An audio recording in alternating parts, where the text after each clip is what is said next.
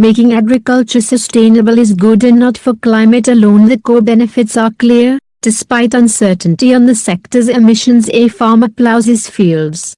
Photo, Getty Images. Agriculture is a critical economic sector, especially in developing countries.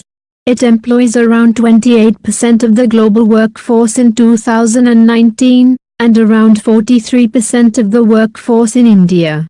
It contributes to climate change in multiple ways.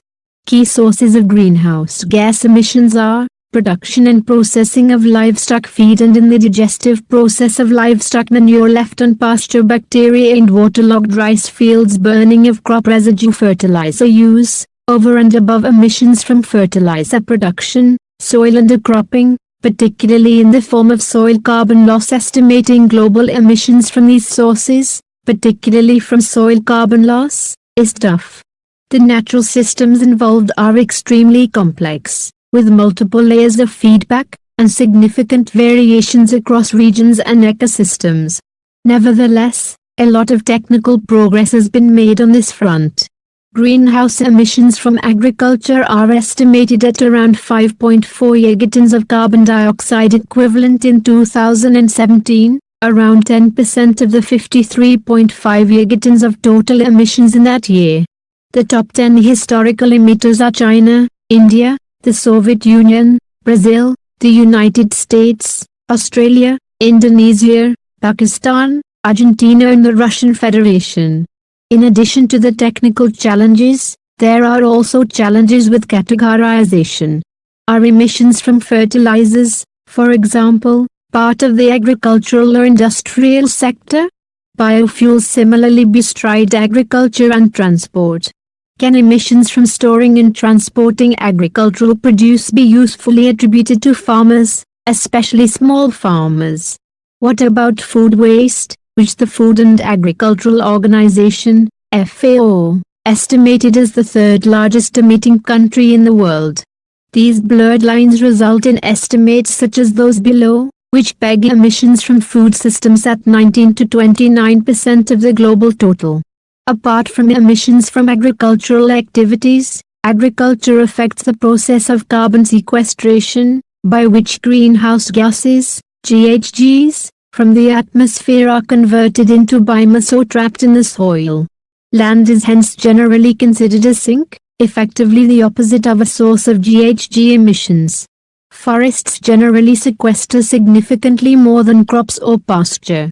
Do we account for forest land converted to the latter uses as emissions? What of innovations such as agroforestry? The difficulties in isolating agriculture from other land uses, and isolating human-caused versus natural fluxes in the land sink, resulted in the creation of the Agriculture, Forestry and Land Use (AFOLU) category. The Intergovernmental Panel on Climate Change, IPCC's fifth assessment report of 2014 estimated that AFOLU, previously defined as land use change and forestry or LULUCF, accounted for approximately 20 to 25% of total emissions in the year 2010. In 2019, it estimated AFOLU emissions between 2007 and 2016 at 12 kt each year, 23% of total emissions in that time. Domestic attempts to quantify India's AFOLU emissions are underway, particularly in the form of a civil society-led GHG platform coalition. Estimates of the sector's contribution to India's total GHG emissions have changed with successive phases of estimation. An estimate in 2017 put 2013 AFOLU emissions at around 172 million TCO/e, and AFOLU's contribution to total national emissions at 16%. A 2019 estimate by the same authors revised the 2013 figures upward to approximately 292 million TCO/e, and the contribution of AFOLU to national emissions downward to 10%. The picture is further complicated by the FAO's estimate of India's emissions from agriculture, not AFOLU, at 628 million TCO/e in the year 2013. The challenge is to design climate-oriented policy in this sector in the face of deep uncertainty. clues can be found in the IPCC's recent special report on climate change and land. First, the IPCC points to the fact that despite an approximately 33% increase in per capita calories consumed since 1961, 820 million people are still malnourished. Policy to resolve inequitable consumption will focus on eliminating food waste, which the IPCC estimates are 25 to 30% of food produced, and diversifying diets, which the IPCC identifies can mitigate between 0.7 and 8.0 gt per year by 2050. This will require increasing access to coarse grains, legumes, fruits and vegetables, nuts and seeds, and equitably reducing the carbon footprint of the meat industry. The second unsustainable trend is the ever-increasing use of agricultural inputs, such as fertilizers, with diminishing increases in yield. The IPCC considers that 2.3 to 9.6 gt could be mitigated per year by 2050, through sustainable land management approaches such as increasing soil organic matter, erosion control, improved fertilizer management, improved crop management, improved manure management, higher quality feed, and use of varieties, breeds and genetic improvement.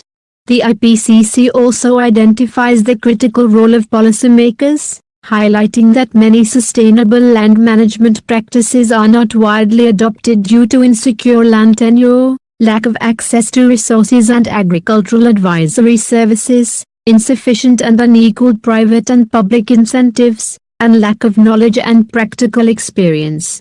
This will require no small amounts of investment by developing economies. Part of the cost-benefit calculus will be the local impacts of unsustainable farm practices. Fertilizer overuse is now clearly a climate problem, but has been polluting our groundwater and exacerbating economic inequality for a while now. Finally, the IPCC also indicates better agriculture practices as a solution to the growing desertification crisis. It incentivizes practices such as growing green manure crops and cover crops, crop residue retention, and reduced zero-tillage, by identifying their potential to mitigate climate change.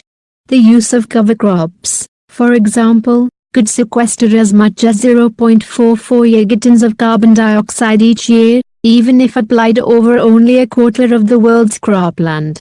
While still modest relative to the energy sector, the importance of agriculture as a cause of climate change could grow in the coming years. Carbon is predominantly an energy sector problem, but agriculture contributes an estimated 56% of non-carbon dioxide, i.e. methane and nitrous oxide, emissions. These gases have a much higher global warming potential per unit than carbon dioxide. Estimates of their warming potential are still being revised upward. Agriculture is hence a sector ripe for climate action, even if it is not necessarily tagged as such. Please save trees and nature. Please subscribe my channel. Thank you.